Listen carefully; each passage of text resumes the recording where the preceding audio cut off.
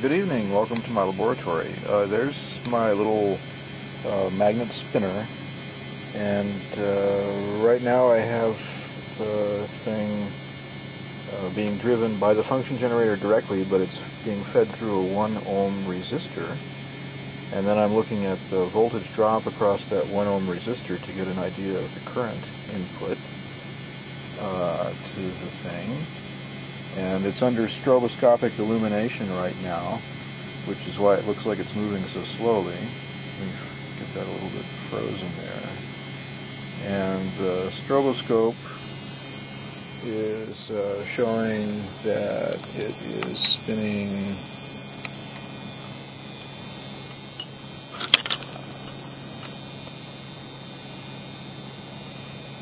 just over 8,500 RPM, looks like. Call it 8,500 RPM.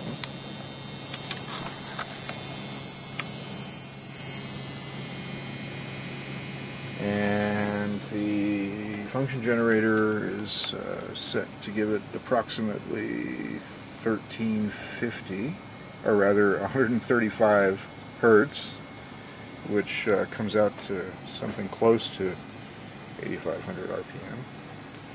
The top trace is the voltage input from the function generator, and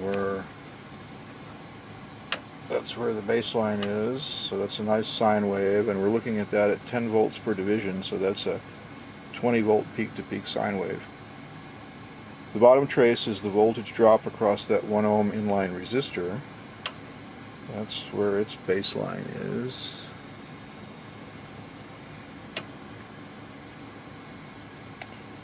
And it's being displayed at 100 millivolts per division, and so that would translate to 100 milliamps per division. And you can see that there's a little bit of a phase shift. I think that that's about 30 degrees of phase shift. I roughly measured it earlier. So that's the voltage and current input to the little magnet spinner. Now here's what I want you to watch. I'm going to stick my finger in the thing and stop the magnet from spinning. Okay, now the magnet's not spinning. And I think you can see that the power actually went up. Let me roll back down to catch the magnet to make it start spinning again. There it goes.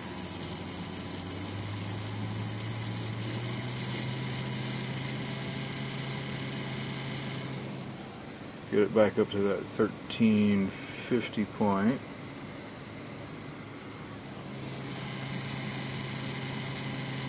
Freeze the motion with the stroboscope.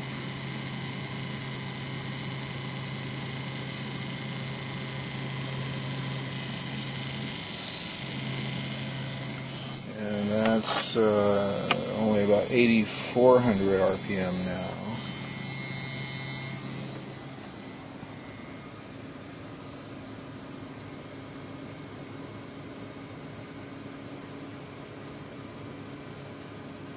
Take it up to 140 hertz about.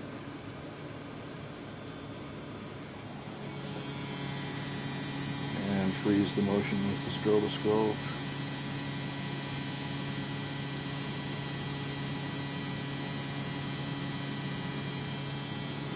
Okay.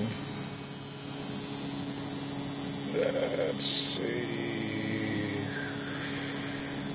This is about 8,800 RPM for that. And so there's our voltage input and our current input. 20 volts peak to peak. This is about 180 or 175 milliamps peak to peak with a 30-degree phase delay. And now I'm going to stop the magnet from spinning with my finger. And now we have about, well, easily 200 milliamps peak to peak there, slightly more. And of course the voltage is still the same. isn't it? Let's go again.